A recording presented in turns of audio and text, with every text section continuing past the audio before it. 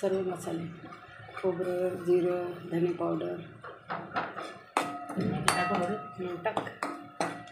तेलात पण टाकले चालते. मेथी चांगला वास येतो, मस्त सुगंध. झालं का? मिरची बस एवढी. आता टाकायचा पनीर. मलाच फोन केला मी इकडे उचलला नाही. हॅलो, बोला. बघा आपला पनीर बघा पनीर झालं. आता पनीर शिजू द्यायचं आणि नंतर पालक टाकायचं. एवढं हाच लागलं, तेच म्हटलं. ते चालू व्हायला ना म्हणून म्हटलं का बंद झाला की काय. आता झाला पनीर. आता टाकायचं पालक प्युरी.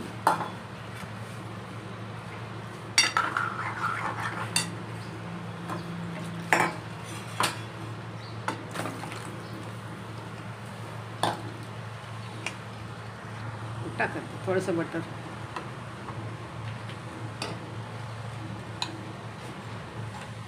हां बस वितळते. आता थोडंसं बटर चवीला पाहिजे ना. हे बघ वितळायला लागलं.